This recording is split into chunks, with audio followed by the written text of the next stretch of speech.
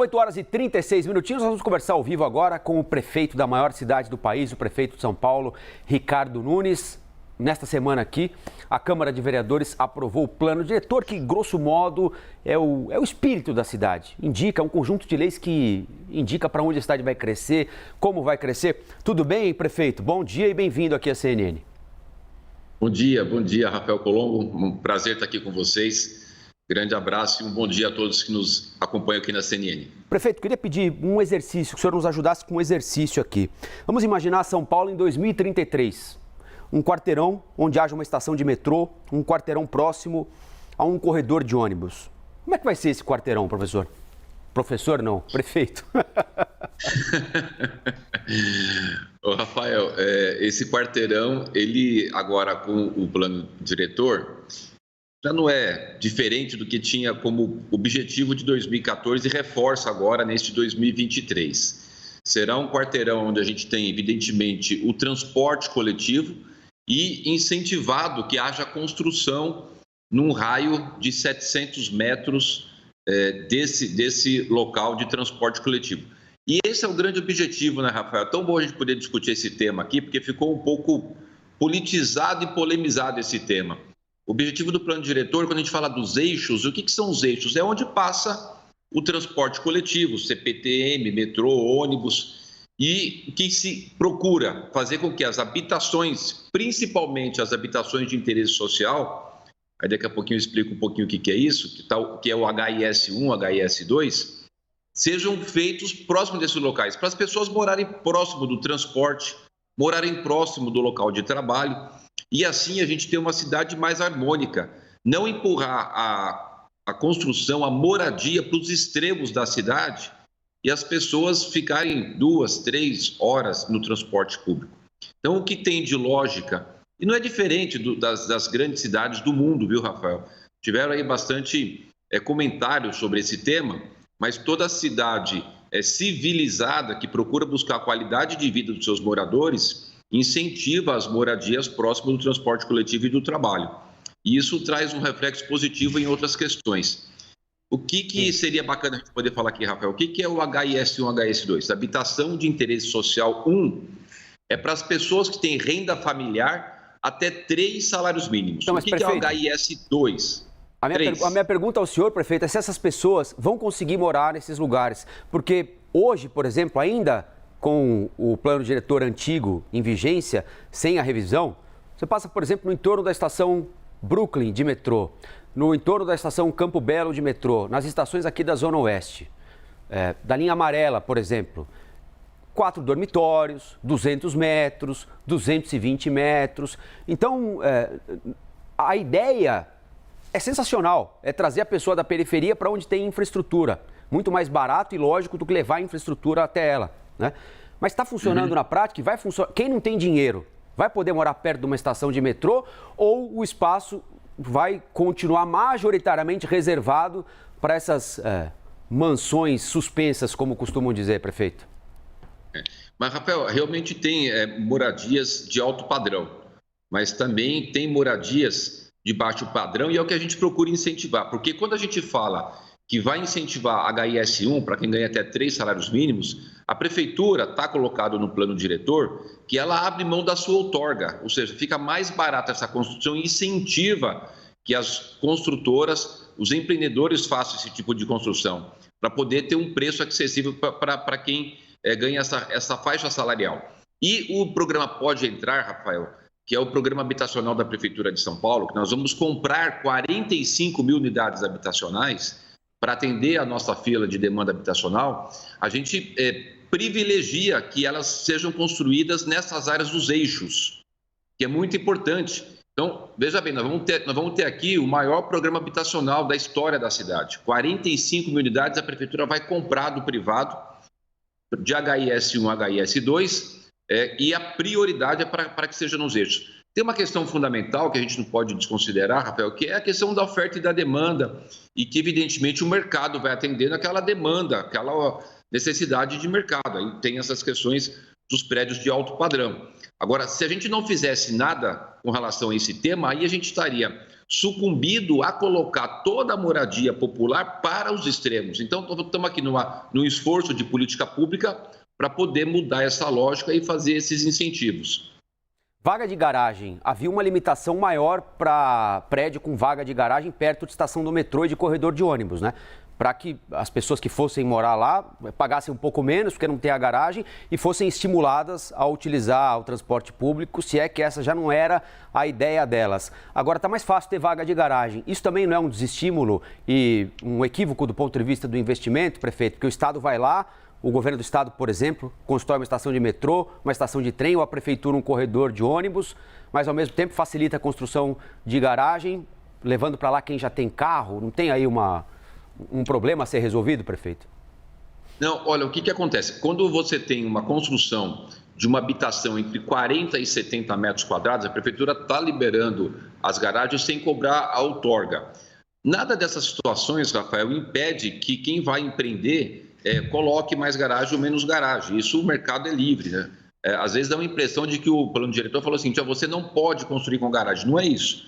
A empresa pode construir do jeito que ela quiser. A gente incentiva, deixando de cobrar outorga, para que os imóveis até 40 metros quadrados não façam com garagem. Então, não existe nenhuma imposição. O que existe são ações de política pública para incentivar que as pessoas façam as construções sem garagem. Agora, o plano diretor de 2014, que já tinha essa questão, não se demonstrou muito viável.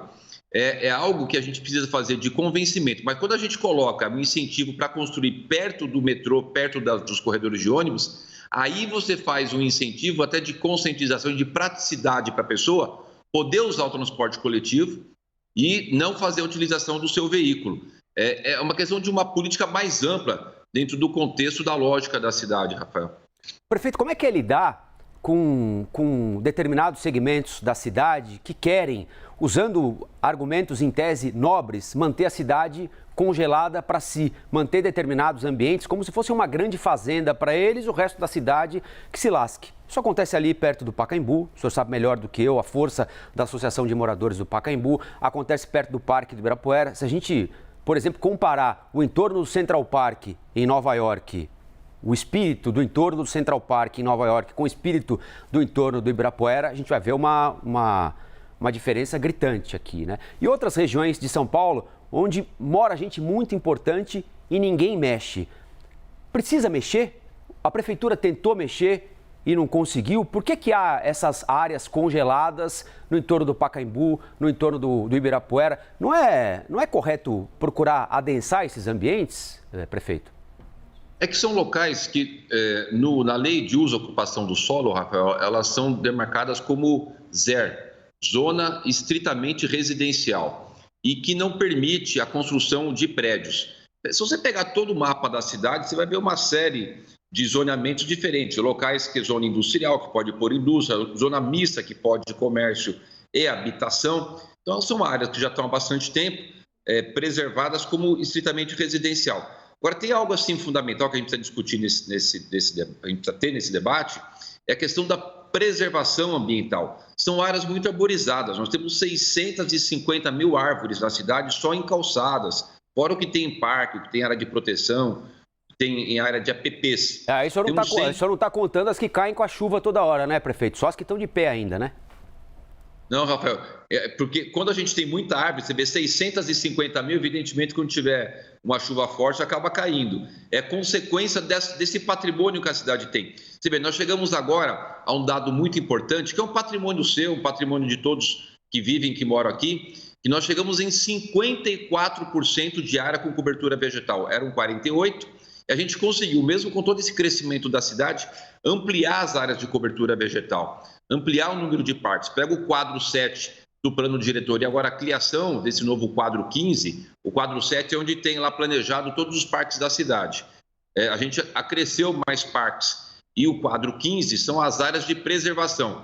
Nós vamos ter 10% da cidade, está indicado lá, que eu vou desapropriar, ou seja, comprado privado, áreas de proteção para manter elas eternamente protegidas, fazendo essa grande ação de controle com relação à questão da sustentabilidade e da defesa do verde na cidade de São Paulo. Então, é natural que a gente tenha áreas perto do Ibirapuera, ele é uma área que a gente precisa preservar aquela região, não deixar colocar prédio e adensar. São ações necessárias. É importante falar, Rafael, que todas essas ações têm um corpo técnico enorme que cuida disso lá na Secretaria de Licenciamento e Urbanismo. São urbanistas capacitados, tem as nossas parcerias com os institutos, tem as entidades. Então, todo esse planejamento da cidade, é bom que a gente possa colocar para a população. Tem muita gente trabalhando por trás disso tudo, com estudos bastante avançados, com estratégia para a gente poder ter uma cidade porque bastante harmônica. Uma reclamação frequente, não é, prefeito? É de que a cidade precisa ser adensada, né? São Paulo ainda é pouco adensado, o centro expandido, por mais que pareça o contrário, não é?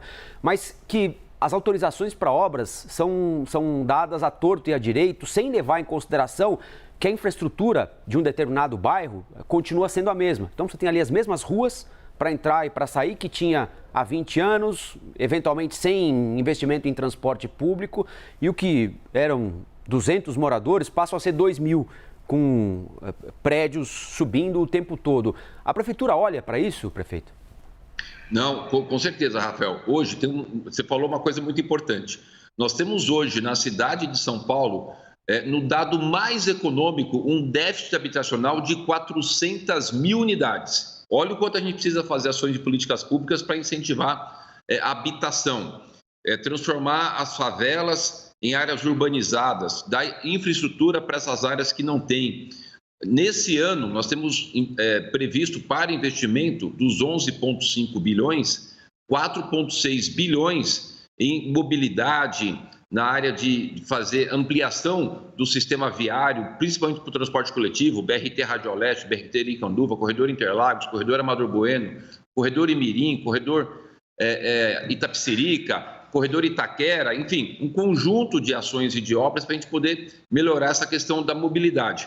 É uma cidade que cresce bastante e que tem hoje um plano e recurso. Isso é importante falar, a cidade hoje de São Paulo tem recurso para poder fazer toda essa estruturação do ponto de vista da logística da cidade, do ponto de vista da adequação. Na área do Estado, Rafael, nós temos, não é prefeitura, é Estado, mas estamos falando da cidade, nós temos 102 quilômetros de metrô e estão em obras hoje 36 quilômetros, 34 de metrô, 2 de CPT. Então prefeito, a cidade vai melhorando a sua malha. Se eu fosse o senhor, não contava com essas em obra não, viu? Porque a chance de o senhor ver isso aí inaugurado, mesmo que reeleito, né, em 2020, nós estamos em 2024, é pequena, viu? Ô, prefeito, a gente está falando aqui muito sobre a cidade, mas o Gustavo Uribe, nosso analista lá em Brasília, está nos ouvindo e ele não quer saber absolutamente nada a respeito disso, porque ele quer saber se o senhor gosta do Bolsonaro, se o senhor é próximo do Lula, se o senhor já está preparado para enfrentar o Boulos nos debates. É por aí, né, Uribe? Tô certo ou tô errado, meu amigo? Até porque, prefeito, eu sou de Diadema, que na verdade é o centro de São Paulo. São Paulo, na verdade, é um anexo da grande Diadema. Mas falando sobre política nacional e política municipal. O senhor tem um perfil muito parecido com o do ex-governador de São Paulo, Rodrigo Garcia, que na polarização do país, direita e esquerda, acabou não passando nem para o segundo turno. Como o senhor espera evitar que tenha o mesmo desfecho de Rodrigo Garcia? E aproveitando uma outra pergunta, o apresentador José Luiz da Atena deve se filiar ao PDT e ser candidato à Prefeitura de São Paulo. O senhor acredita que agora é para valer? Gustavo, eu acho que não. Sendo muito transparente e sincero, acho que deve ser a quarta ou quinta vez que tem esse ensaio. Não acredito, verdadeiramente não acredito. Né? Isso acho que ninguém acredita. Eu acho que nem o Rafael acredita, nenhum de nós acredita. Agora, com relação à questão da eleição municipal, é muito diferente de uma eleição nacional, né? Que teve essa polarização do Bolsonaro com Lula. A eleição municipal, a mãe quer saber se vai ter a creche para colocar a criança. Como é que está a questão do transporte, como é que está a questão da estrutura, dos espaços públicos, do cuidar da cidade, coletar o lixo, enfim, o dia a dia, porque as pessoas vivem nas cidades, né? Então, o teu prefeito lá de Diadema, nosso amigo de Felipe, né, está lá cuidando, eu estou cuidando aqui da cidade de São Paulo, e a gente vai estar preocupado, evidentemente, naturalmente, com quem vai cuidar da cidade, né? Se você vai ter uma pessoa que vai estar à frente do município, que vai dar segurança jurídica, Aqui é uma cidade de empreendedores, eu não consigo ver alguém que vai empreender aqui se tem alguém no comando que não traz segurança jurídica, que defende invasão, que defende quebradeira. Então, eu acho que é uma questão muito regional, que as pessoas vão cuidar de tratar dos temas da cidade e mostrar as coisas que nós estamos fazendo. Eu tenho bastante tranquilidade pelo que a gente está desenvolvendo. Só esse ano, eu falava aqui agora com o Rafael, nós temos 11,5 bilhões de investimento na cidade. Ano passado foi 8,5. O maior investimento fora esses 2 anos foi 2020, com 4,1 bilhões de investimento. Então, chegar e mostrar o que a gente vai fazer na cidade. Programa habitacional, estou fazendo o maior programa habitacional da história. Então, um invade, outro constrói. Acho que esse vai ser o tema. Agora, prefeito, o senhor está pronto para enfrentar o presidente Lula no palanque de um adversário aqui em São Paulo? E mais, o senhor acha conveniente se aproximar do ex-presidente Jair Bolsonaro? O senhor jantou com ele recentemente aqui em São Paulo, teve com ele agora no estádio do Palmeiras no domingo e parece, para quem acompanha à distância, muito mais próximo dele do que do presidente Lula, por exemplo. O senhor acha conveniente essa aproximação? Na capital ele foi rejeitado, né? Rafael, eu nunca conversei com o presidente Lula, nunca tive uma conversa, né? E não tenho nenhuma proximidade. Agora, do presidente Bolsonaro, eu tive uma proximidade porque a cidade de São Paulo tinha uma dívida com o governo federal, Gustavo sabe bem disso, de 24 bilhões de reais. Aí eu propus ao presidente a gente encerrar essa dívida numa troca com uma discussão de décadas do Campo de Marte, e eu deixei de pagar 280 milhões por mês. E agora a gente tem capacidade de investimento. Então, o presidente Bolsonaro, ele me atendeu nas demandas que citei em defesa da cidade. Então, natural, porque ele foi presidente, eu prefeito, de você ter esse relacionamento numa função. Perdemos um pouquinho do áudio do prefeito Ricardo Nunes, hein? A gente não está mais ouvindo, está só vendo o prefeito Ricardo Nunes perfeitamente, mas não estamos ouvindo o prefeito Ricardo Nunes, que em 6 meses de mandato do presidente Lula, disse que nunca conversou com o presidente Lula. Essa é uma informação relevante, hein, Gustavo Uribe? O presidente da República... Voltou o áudio do prefeito Ricardo Nunes? Prefeito, Testando. Agora voltou, diga lá, pode complementar. Aqui tem um negocinho que aperta, aí cancela o som, mas já está desapertado. Eu estava falando, Rafael, que a minha questão com o presidente Bolsonaro foi essa de poder fazer essa discussão do interesse da cidade. Nós eliminamos uma dívida da cidade de 24 bilhões, portanto, eu estou deixando de pagar 280 milhões por mês da dívida em troca daquela questão do Campo de Marte, que estava há décadas numa questão judicial. Nunca tive nenhuma conversa com o presidente Lula. Evidentemente, se for necessário falar com o governo federal, tenho falado. Estive em Brasília esses dias com o ministro Padilha, o ministro Wellington Dias esteve outro dia aqui na prefeitura, a ministra Simone Tebet. Então, não vou deixar de conversar com ninguém defendendo o interesse da cidade.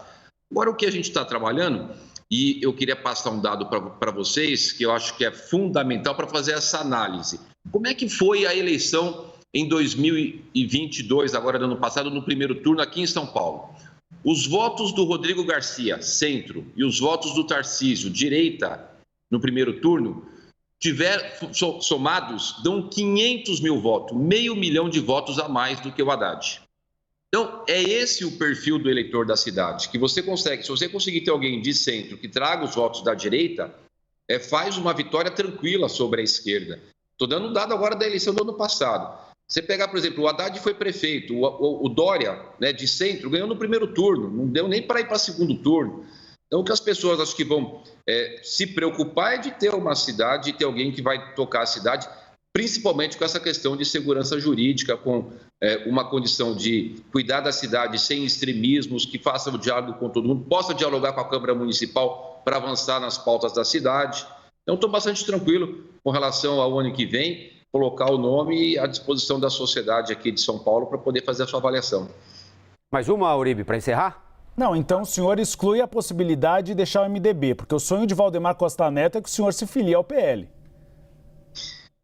Eu acho que o PL estará com a gente, né? O presidente municipal aqui do PL já declarou isso várias vezes. Eu não tenho por que deixar o MDB. O MDB, eu me filiei no dia que eu tirei meu título, com 18 anos.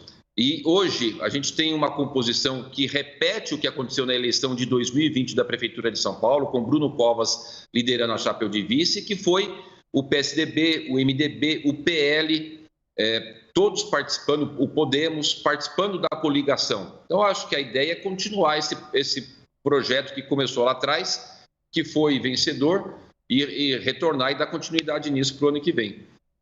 Prefeito Ricardo Nunes, bom dia. Obrigado pela entrevista aqui para a CNN e até a próxima. Bom trabalho aí para o senhor.